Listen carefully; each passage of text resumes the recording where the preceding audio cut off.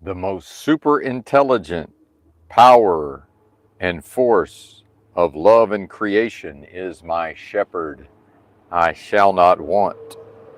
It maketh me to lie down in green pastures. It leadeth me beside the still waters. It restoreth my soul. It leadeth me in the paths of righteousness for its name's sake. Yea, though I walk through the valley of the shadow of death, what I am fears no evil, and it is with me. Its rod and its staff, they comfort me. The most superintelligent power and force of love and creation preparest a table before me in the presence of mine enemies. It anointeth my head with oil. My cup runneth over with the continuous renewing of the Spirit, the resurrection of the risen Christ within me. Surely goodness and mercy shall follow me all the days of my life, and I will dwell in the house of what I am forever. What's happening? Benton here, trying something a little different this morning, listening to some music on my earbuds as I speak. We will see if that makes any difference. Coming to you live from the back seat of a Nissan Versa, parked on the streets of Los Angeles. It is my distinct duty, honor, and privilege to address the fine folks today. Shout out to those who may listen live, as well as the replay crew, the few, the proud, the replay crew. Please feel free to like the stream if that's if the being is a giver of what is free in this vacuous, delusory, adversarial realm of business transactions that lacks seemingly the ability to value that which is freely given.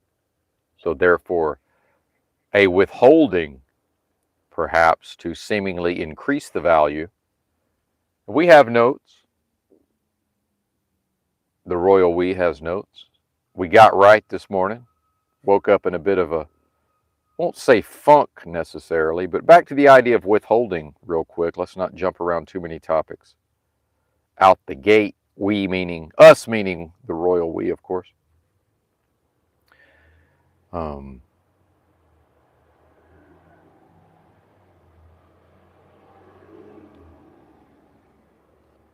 hmm. It eludes me. It eludes me already.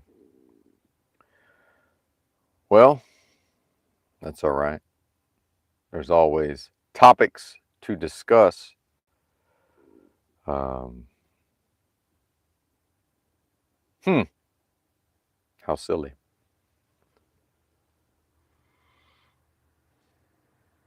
Sometimes patience is in order.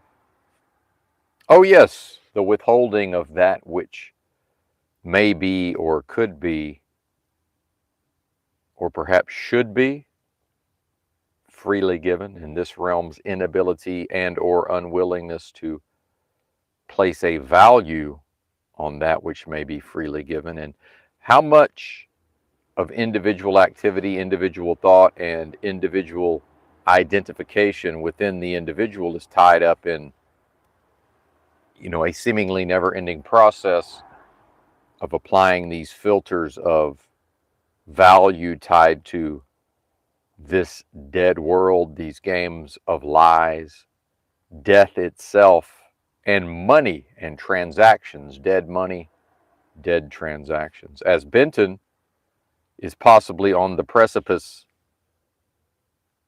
of an ignominious, perhaps, return to long haul truck driving. Woo-hoo!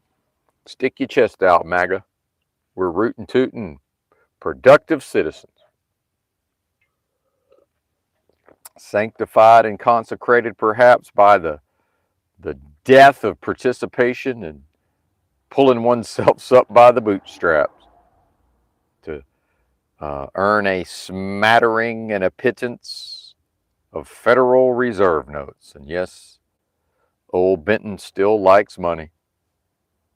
That's less and less these days, but it's, yeah, sure, who doesn't like money? What does the child go for, the babe? Shoes and money. Straight for the money, straight for the shoes. Usually want to put the shoes in the mouth for whatever reason, in my observation anyway.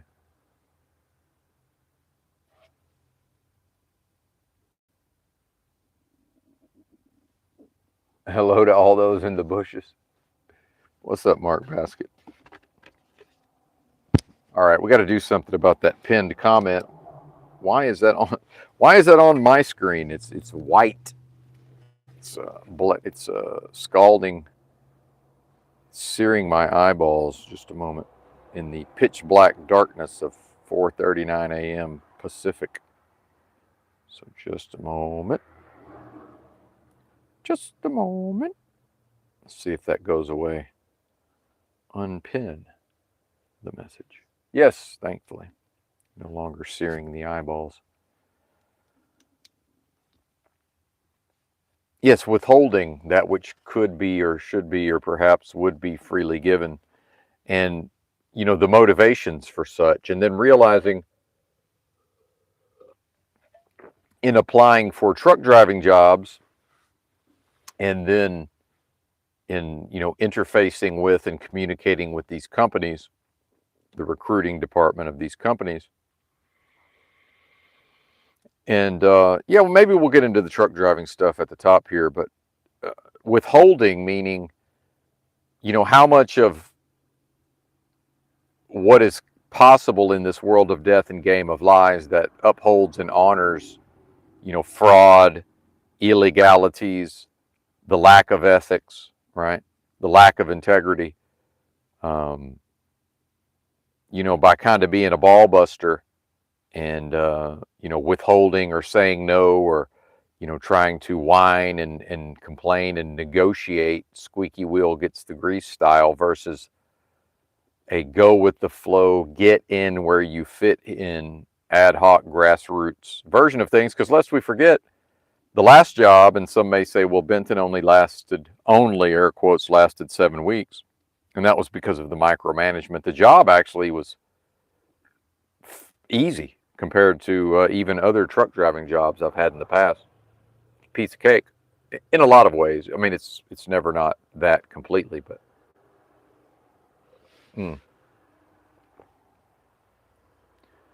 But let's not forget that Benton was driving a truck with a driver-facing camera and AI software algorithms observing him and recording him and reporting on him and his body language to various insurance companies and entities, when he came unto this true knowledge of self, unlocking the achievement within the world of death and the game of lies. And so would that have even happened at that time and in that place within the context of, again, delusion, right? Time, space, location, place. Would that have even occurred had Benton not gone with the flow of, well, these people are willing to hire me and, off we go without really scrutinizing the job that much. And then the convenience of, there's an app for truck drivers called Driver's Pulse. And Benton has his work history and his license information. It's quite easy. I'm able to, I think on Sunday I applied for probably 20 to 30 truck driving jobs within a total of, I'd say, maybe an hour and a half. And that includes sort of making sure to not accidentally apply for the wrong type of companies, reefer or flatbed or whatever. Because, earlier versions of Benton would have turned this into an all-day affair, organizing spreadsheets, writing things down, pondering over the details, as is his nature. But realistically, that's simply not worth the output of energy. So There can be advantages to seeking this sort of path of least resistance, as long as it's done intelligently, I would argue. So I have one company right now, you know, and what they do is when I apply on Driver's Pulse, they immediately check mostly with their insurance company with respect to my CDL, my motor vehicle record, my permanent record as a truck driver, and check my experience enough to say, can we hire this guy? And as soon as they see that there's no wrecks or no tickets on my record, it's just like, oh, can we hire this guy? And so there's not as much onus placed on, well, why did he not work for an entire year and then worked for 7 weeks and now he hasn't worked in 6 months?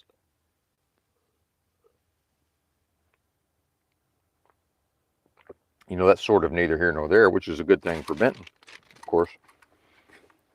Just a moment. Or can be. Because Benton ain't really trying to explain himself. Not that that's possible anyway. Benton's lifestyle is certainly not explainable to really anyone, but certainly not normie NPCs.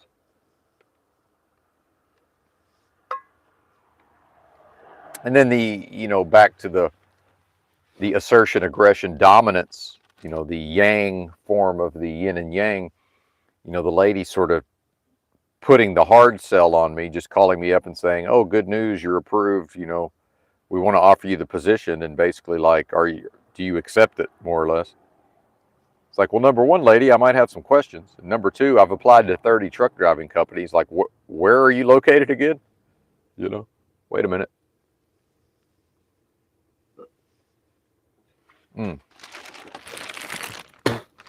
She seemed like a nice lady. Not that that really matters in the final analysis, but it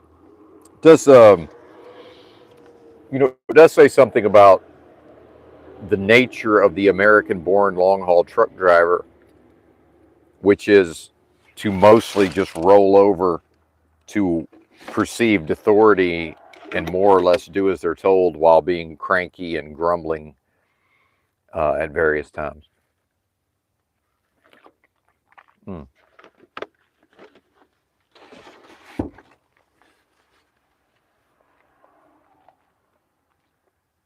Now, of course, insist on thinking about it. Now, last time I told the guy, yeah, I'm going to think about it. And then like an hour later, I called him and said, let's do it.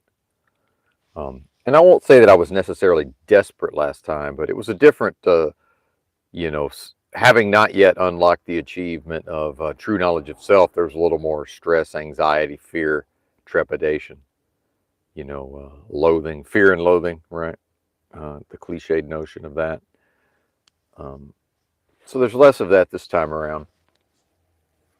But then the potential for a paralysis by analysis versus, things have worked out, air quotes, going with the flow. Even the last job, nothing really went wrong, overall with respect to the actual job, other than the micromanagement. But and being treated some type of way by the guy that hired me, but that was his own defect of personality, arguably.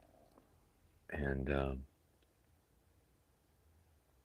perhaps I let a little more slide with him than I should have, but then how much of that is my own sort of Machiavellian, manipulations? Hard to tell sometimes. Hard to tell. A dangerous animal, perhaps playing possum and showing its belly to some extent. Either way, the job is in the upper Midwest. I don't want to be too specific. That's about the way I would drive, not wanting to go up through Vegas and Colorado necessarily in the Nissan Versa. It's completely fine to do that, but and gas is more expensive. So I would most likely go through Oklahoma City, and I think a section of 40 is closed between here and there. So might have to go all the way down to take the 10 to the 20 maybe. We'll see. And then up to Oklahoma City somewhere. You cut across on some, I guess, some Texas highways. I was looking at the route yesterday, assuming I was to do that. And now the main thing is at least I know that I'm hireable, because at some point, if I keep not working for a year and then, working for 2 months or 3 months or 6 months, at some point they're going to be like, all right, we're done with this bozo. But then, and there's a video on my post tab that I haven't watched yet. Now, again, YouTube clickbait, hysteria. But, if the federal government really is canceling a bunch of CDLs, at some point that effect will be brought to bear. And there certainly is not and never has been a truck driving shortage, at least not when it comes to what I do, long haul over the road dry van, 53-foot dry van, the bottom of the barrel bargain basement form of trucking. And I'm starting to suspect this company has their own customer freight, hopefully. So I guess my only question for this lady today will be, what's the running area? Because I'm not trying to run West Coast. And I never have and probably never will drive a big rig into Wyoming. And I also don't drive CMVs into California. They'll try to get me to, but I'm, going to refuse. And then I saw on Craigslist in Dallas, there was a lot of attractive looking jobs, but none of them were set up on Driver's Pulse, or if they were, there's no link. There's no link to just apply over Driver's Pulse. And then, ever since my first truck driving job, everybody I've worked for over the road has all been through that Driver's Pulse app. And if that's the most convenient, accessible way for me, why would I go outside of that? It's such a pain in the ass to, what am I going to do? Go on their website and type in, my entire work history? For what? That's crazy to me. And so, and it's not laziness. It's just like, why would I? It doesn't make any sense. That does not compute. Hold on. Turn the music up a little bit here. And I do have a news article I might want to go through at some point. Shout out to the chat. 5 to 4. I do like that ratio. Appreciate you. Appreciate that. Y'all are doing great. I'd rather see 5 to 4 than 12 to 3. Viewers to likes. So good on you. Let's take a look at the notes. I think that's enough on the truck driving for now. All right.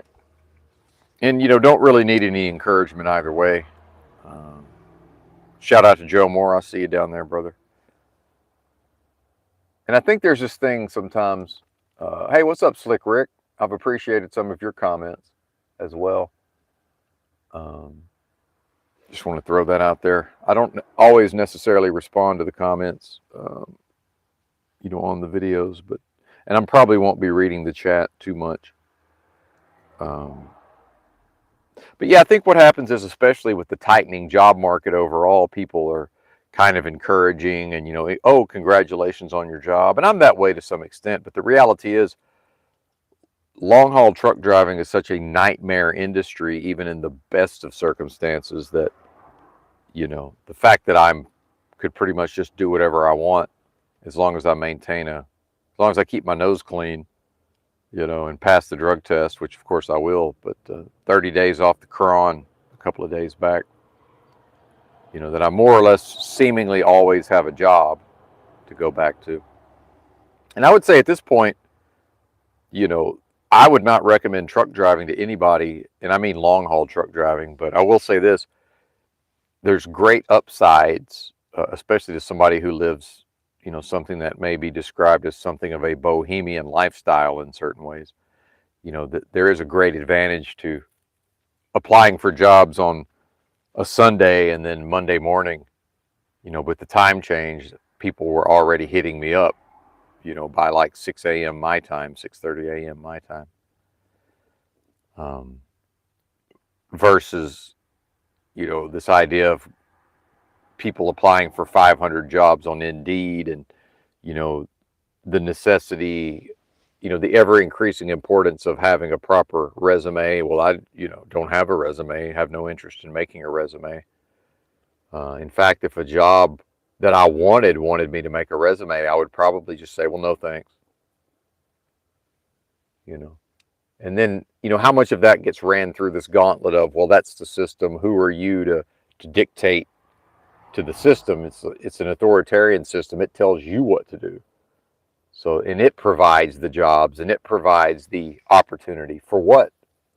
Sanctification by serving a vacuous, delusory, adversarial realm of business transactions via games of lies in a world of death, because these companies just straight up tell lies, all of them, and they know they're lying to me, and I know I'm being lied to, and that will absolutely happen no matter what company. If I choose to go back into truck driving, there will be a moment or moments where the person that I'm talking to at the company is lying to me.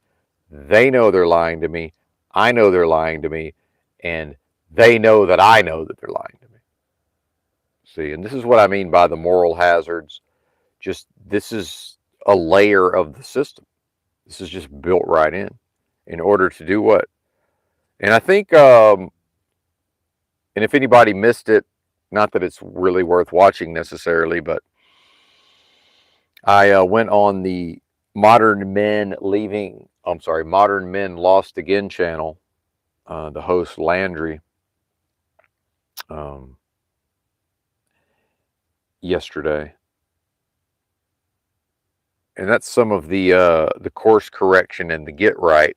I woke up this morning and realized I needed to do some course correcting within myself, and that was, fairly simply accomplished with prayer. Again, not an appeal to something outside of me. In fact, worshiper and worshipee contained within the same space. Did the music stop? What is happening? Okay, there it is. Volume is becoming a problem. This is actually, I'm turning it off. It's more of a distraction at this point than anything else. Take these earbuds out. Just a moment. Just a moment. So yeah, worshiper, and worshipee is not a word, but I'm using it anyway. The object, the worshiper, and the object of worship.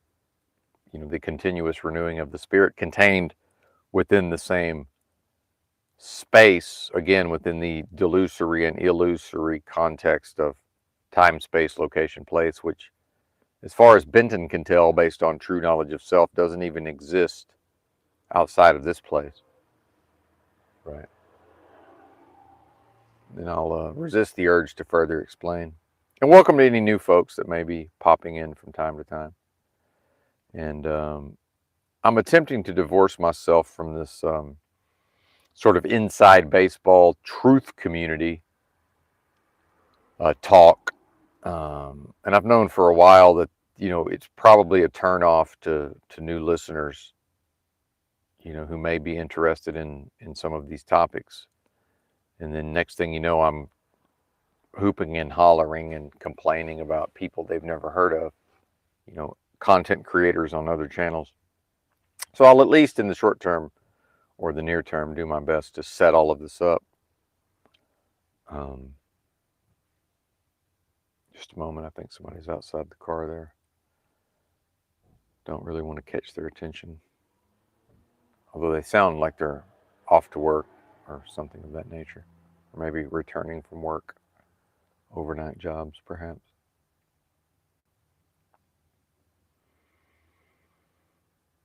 But yeah, so if people are unaware, there's a software called StreamYard, and it's similar to Zoom, and it lets people who do live streams, have guests, and it facilitates all of this, and you can have up to like 10 people at a time, in little boxes, sort of a Brady Bunch style on the screen. And thankfully, it was just me and him one-on-one.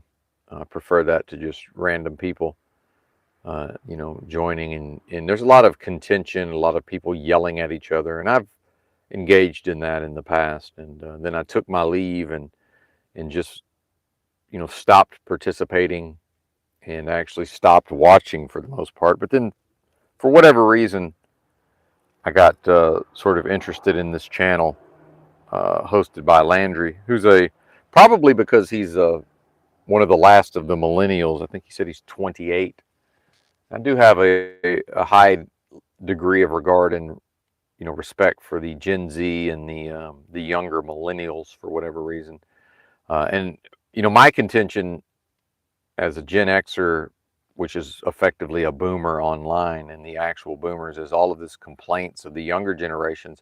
But then I remember when I was the younger generation, and I remember the older generations complaining about me and my cohorts. So to then apply that pattern of realizing, well, nothing's new under the sun, and of course the cranky old folks always complain about whatever the young whippersnappers are on about. So what then is the relevance of the detail or the composition of old fogies complaining about Gen Z and younger millennials? Meanwhile, when I say that all generations are equally worthless, I mean that. Or maybe it's what I say about myself, that I'm as good or as bad as anybody else. So the potential is there, and the potential detriments are there.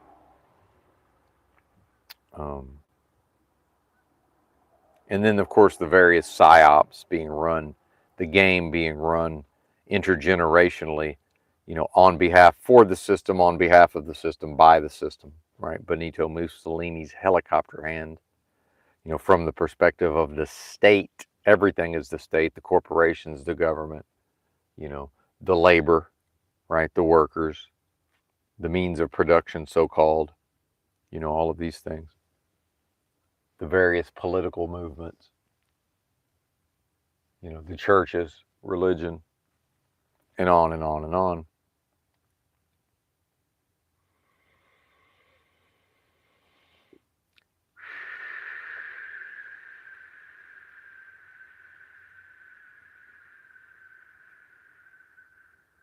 Get right, Benton, get right.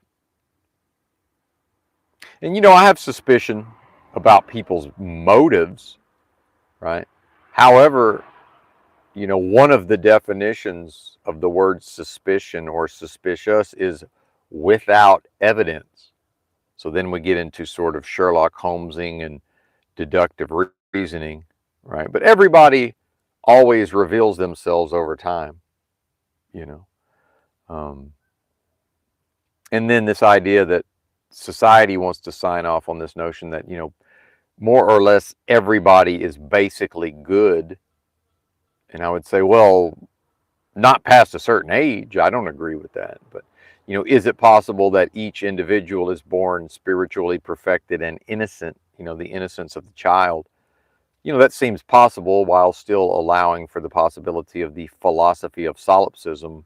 And, from a perspective, old Benton here is spiritually, this being a wholly individual experience. Spiritually, Benton is the only individual. And this is the only experience within delusion that Benton has access to anyway. So what's the difference? And then how much mileage does the system and these various systems of things get out of, mind controlling and convincing the populace that, air quotes, we are all in this together, and it's some sort of group or team effort? And it is, but in service of what? And context is important. Details are important. In service of what? Well, the vacuous, delusory, adversarial realm of business transactions, which first and foremost is seemingly involved in the economy or economics, which is the function of the economy, undebatably, in my view, is to make rich people richer every new moment into perpetuity, and it never fails to achieve its purpose. So, how much more of my own so-called humanity is the royal Benton or the royal I willing to put into seeing myself grow poorer in access to resources, while everybody, with some exceptions, but everybody with only a few notable exceptions, getting ahead nowadays is doing so through unethical, immoral, and or fraudulent slash illegal means, right? And I'll probably share another video on my post tab if I can remember to. There's a famous channel, Imp Lemon, and he dropped a video recently, which he does documentaries and sort of social commentary, but not very often. But his views, pretty much all his videos are in the millions of views. And it's about the way that the Sopranos series ended, but at the end he tied it in with sort of an overarching theme or narrative of the Sopranos, as you know, Tony, the protagonist, realizing early on in the show that he's missed the best era of the mob and he's catching the tail end of it. And then David Chase, the creator and writer, main writer of the series, he is on record saying that was the point, not the point of the show necessarily, but he wrote it that way, that he actually meant America by extension, and then also a recognition. And so Imp Lemon tied that in with ideas, and we might play some of this audio perhaps. He tied it in with notions of, and this is where Gen Z and the younger millennials have, some of them, I would say as a generation, seem to understand, and I believe Imp Lemon is a millennial. He's probably right around 30, late 20s or 30, younger millennial, that they seem to understand that, whatever America has been promoted as is over, as far as, American exceptionalism, morality, kind of the world, Team America, world police, and all of that. That jumped the shark long ago, and what's left is actually the mob. The downfall of the mob is probably more to do with, the entire society has become the mafia on some level, and how much of and now some of this is my own sort of piggybacking off of his ideas. How much of the individuals that comprise the masses in America have internalized, graft. And people may accuse each other of grifting. Well, graft is the systemic sort of fraud and just kind of, fuckery involved in accessing resources. And, watching something like the Caleb Hammer Financial Audit channel, where he, at this point, basically encourages people to lie on their resume. Whereas, when I was coming up, it would have been, you're going to be encouraged to tell the truth. And that was, that Cold War culture and era of, we're better than the Ruskies as a country. And a lot of that is to do with just straight up morals as a so-called Christian nation. And then, some people are still attempting to perform that and keep that alive within themselves. But I would say that's a delusion, that it's gone, if it was ever here in the first place. It's a wrap on all of that, seemingly. So that's, again, context is very important. And some of the points I was able to make on Landry's broadcast before it devolved into personality politics, as it generally always does, which people respond to personality politics / drama. And, I'm no different, and certainly very opinionated, but, these are some of the points I was able to make. And as far as I'm concerned, all of these systems are dead, meaning they don't have the potential to express life. And then, regardless of the intention, Landry seems to be operating under these notions that there is a possibility, for maybe a proper society. And again, that's not his words, that's me sort of, that's my view of what I've heard from, in a limited amount of time, from him. And so at a certain point, he's kind of bringing it back to society in the context of the discussion. And I'm like, well, that's, as far as I'm concerned, that the society's dead. All of these are all dead things that we're talking about: economies and industries and corporations and governments and what they may or may not be doing at any given moment. To me, that's all dead. And it's within the context of games of lies and a world of death. And so I got there in part through sort of, as a person who understands that I'm a creative type, for better or for worse. And, these morning broadcasts are in service of myself in many ways, first and foremost, as a creative outlet, artistically, performatively, improvisationally in many ways, which, I don't want to, there's really no reason to break the fourth wall any more than we already have at this point. But so I'm bringing it to, well, as far as I can tell. So then as soon as I start accusing things of being dead, it's sort of on me to say what's living, right? Well, from my perspective, what I am is the way, what I am is the truth, what I am is the life. And what I mean by that is my internal space. And that, more correctly, is the perfected path that lies within. And to first uncover that, and that's the true knowledge of self. And so to bring it back to that Bible verse that I've modified for my own purposes, and I reserve the absolute right to do so. And if people call that blasphemy, that's not my problem, that's their problem. Meanwhile, based on the rules of, if they have agreed to follow that book to the letter of the law, so-called, then based on the rules of that book, well, they're not the judge anyway, and I've got skin in the game. So if there's going to be a judgment at the end of this experience, they're not going to be involved in it, and their opinion won't matter. So I've just defeated them within my own imagination based on the rules of their game. That what I am is transcendent of the limitations of that game. Always, when properly identified within myself based on what I know myself to be, true knowledge of self / self-realization. And that is to walk the perfected path within. After first uncovering it. And then, so part of the get right is to realize that I had temporarily fallen away from the sensitivity, the ever-increasing sensitivity of my internal space, and some of that is the actual tissues and sensations and perceptions.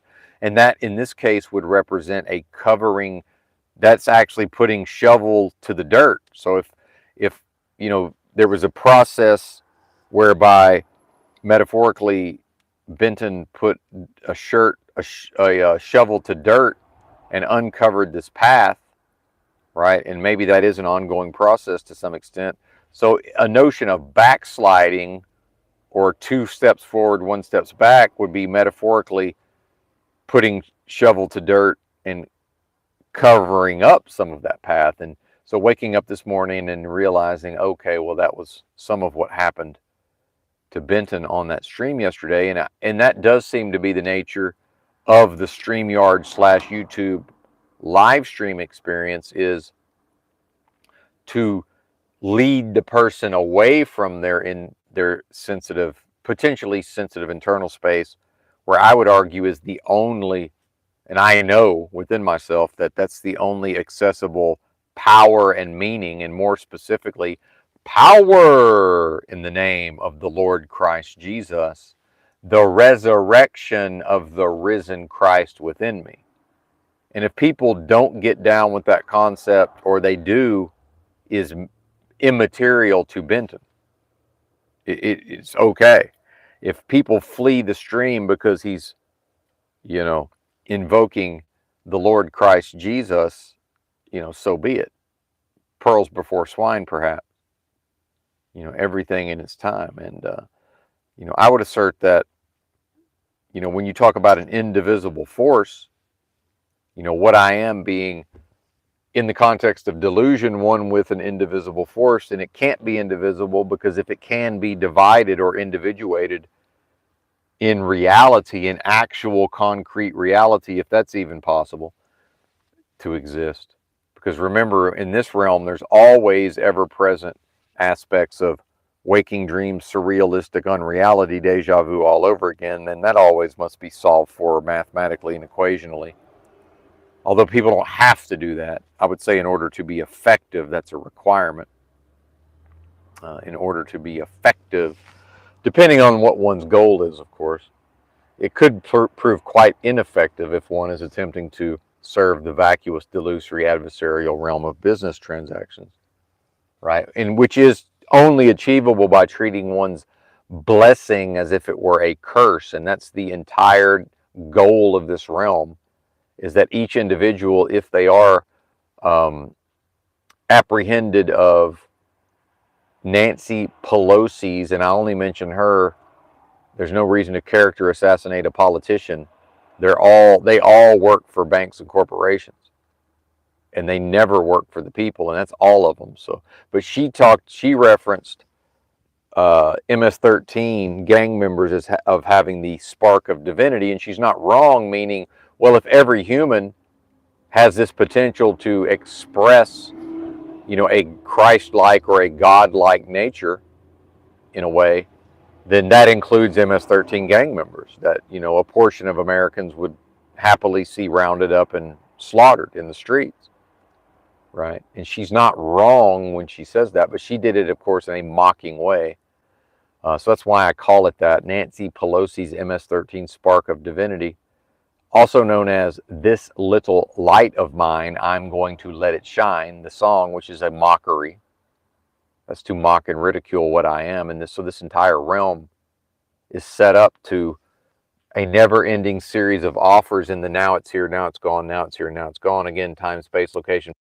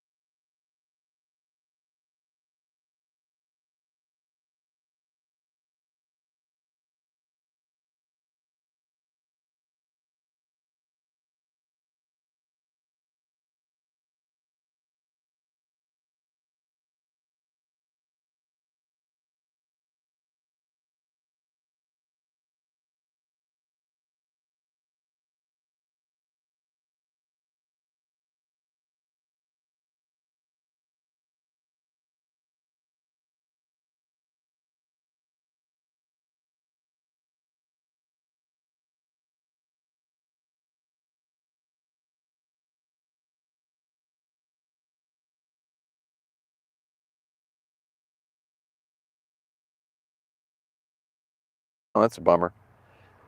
Yeah, that's a bummer. I wonder when that happened. Huh. Well, that's a shame. Can somebody tell me how long it's been? No sound as of a long ass time ago. Well, bummer, dude. I wonder how that happened. I don't remember touching the screen. Hmm. Yeah, this YouTube app is just hot garbage. Makes me wonder if YouTube's not going to eventually just buy StreamYard and integrate StreamYard because I have app. Oh, 30 minutes. Wow. That's crazy. So that, yeah, I've been killing it for 30 minutes. You know what? I probably accidentally touched my, I have a microphone that I think might toggle the mute function. I'm trying to see. No, I'm pressing the button. See, that's crazy because I didn't do anything. I've done nothing whatsoever that could have muted the stream. It did it on itself. There's no way. I did not even touch the screen. I've been sitting here with my eyes closed just talking. Yeah, that's interesting. I don't know what y'all think about that, but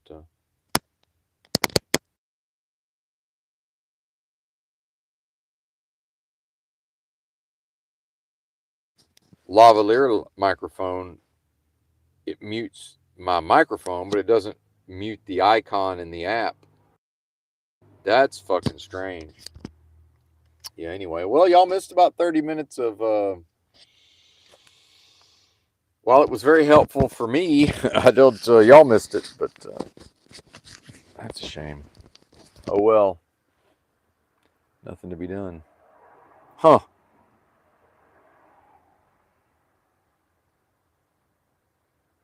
Maybe I repositioned it and didn't notice. And why doesn't it? Here's another thing. Why doesn't it put on the screen in big letters mute? Right. Because at the age of 50, I'm not scrutinizing these tiny icons. So even when it is muted, it says mute off to the side eventually. Yeah, that's crazy, man. And it's crazy. Huh. Bummer. Well, let me check the time. Yeah. Phooey. Well, I'll cover this article, I guess, since I've been wanting to read it. And not that I ever get through many of these articles without. But since I'm in California, at least for the time being, and if you guys want to critique California, I prefer if people avoid the left right paradigm bullshit. I mean, it's a one party. Can we face it? It's a one party system.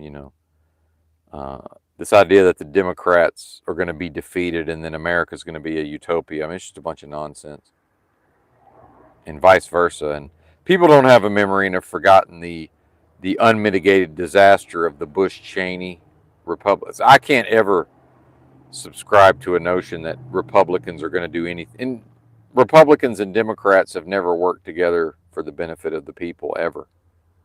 They all work for banks and corporations. The fact that I even feel the need to say this before I read an article, but so the article says it's time for soft secession, and I want y'all to remember that California and America seems to honor this notion of America as the richest nation. Well, California is the richest U.S. state. It ain't even close. It's like triple the wealth of the next closest state. Not even close. That's why they say, oh, well, California, if it was its own country, would be the fourth largest economy in the world by GDP. And MAGA likes to crow about that sometimes, but then basically wants to say, well, fuck California. Yeah, like every state, California's got a lot of problems. Surprise, surprise. But this is interesting, in my opinion. It's time for soft secession, how blue states can use their economic clout to stand up to Trump's agenda. Again, I don't believe in the concept of a Trump's agenda. That's a false premise already. Starting with California, this is from Mother Jones. And again, people can say, oh, well, this source and that source. All sources are equally valid or equally worthless. There is no, well, this is a good source and that's a bad source. No, they're all equally valid or invalid. It's always situational. I learned this many, many years ago, back in the message board days. In November 2013, venture capitalist Tim Draper launched a Six Californias ballot initiative. The upshot was that with some 40 million people, more than the population of the 20 smallest states combined, California was too big, too diverse to be efficiently governed. So why not, Draper argued, break it up into 6 new, quote, startups, aka states. Instead of 2 senators, we erstwhile Californians would get 12. Draper's scheme was part of a long tradition. Since California was admitted to the Union as part of the Compromise of 1850, there have been more than 220 proposals for it to divide or secede, but derided as a Silicon Valley ploy to create a libertarian deregulation zone. Tellingly, the Bay Area state was to be named Silicon Valley. Meanwhile, let's not forget that, MAGA wants to complain about certain behaviors of the people of the Bay Area of California, San Francisco Bay Area. Meanwhile, MAGA is on all of these various internet platforms, and the people who create and operate the majority of those platforms is Silicon Valley in the San Francisco Bay Area. It's quite the juxtaposition. And aside from the feasibility of making it happen state and federal constitution-wise, people worried that it would cleave 4 rich populous states from 2 poorer rural states and weaken Democrats' voting share in the Senate. Draper's measure gleaned valid signatures from some 750,000 people, more, it must be said, than the populations of America's 3 smallest states. But in California, that was not enough to get it on the ballot. Let's see. Draper's scheme was part of a long tradition since California. Oh, wait a minute. Yeah, my cut and paste seems to have problems. After the 2016 election, which put the anti-majoritarian provisions of the U.S. Constitution very much front of mind, Draper came back with a simpler proposal: 3 Californias, or Cal 3. This initiative got enough signatures to head to voters, but the day before the 2018 ballots were to be printed, the state Supreme Court blocked the measure. What about things like existing water treaties, the justices worried, and Draper eventually gave up. While his motives were murky, Draper tapped into something now excruciatingly felt. Well, he was ahead of his time. If he was, again, official fiction, if that was even real. At the level of waking dream, surrealistic unreality, it's not real. The assignment of 2 senators per state, no matter its population, was always a deeply flawed and deeply racist proposition. And that's an opinion, that racist part. But the unfairness has only gotten more acute. As my colleague Ari Berman has noted, in 1790, the country's most populous state, Virginia, had 12 times as many people as its least populous, Delaware. Today, California has 67 times the population of Wyoming. 15 small states with 41 million people combined now routinely elect 30 GOP senators. California, with 39 million residents, is represented by only 2 Democrats. The Golden State is the 4th, and then what we see is a one-party system that balances itself, see? Wherein the Democrats can never in the long run defeat Republicans, and Republicans in the long run can never defeat Democrats, and that's by design, folks. And that was all my commentary. The Golden State is the 4th largest economy in the world, but doesn't have political clout proportional to its population, let alone to our status as a global cultural, technological, and agricultural juggernaut. And again, one of the reasons why, based on what I was propagandized with as a youth, California is a bad motherfucker. Now, they may not put their chest out and strut around and swagger But this is a bad motherfucker, Jack. It just is what it is. In case it's not obvious why I'm taking a leisurely drive down a byroad of California electoral history, let's review some of the abuses and usurpations that President Donald Trump has visited upon us. Let's not, because I'm going to skip all of that. Blah, blah, blah, because everybody knows and there's no reason to rehash it.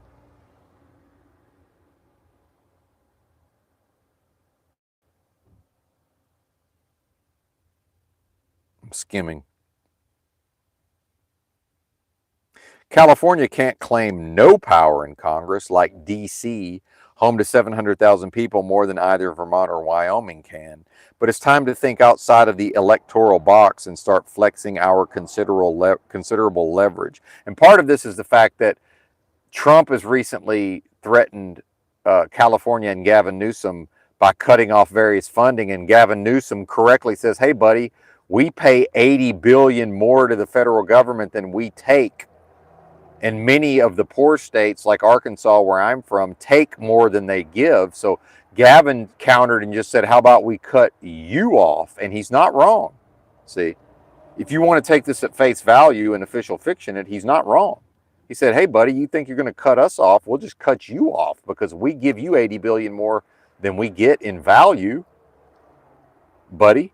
And he's not wrong. Again, I don't like Trump and I don't like Gavin Newsom. You know, okay. But doesn't everybody have to like Trump or Newsom? Why? Why? Why can't I say, well, they're both politicians and they both work for banks and corporations? Why do I need to accept them?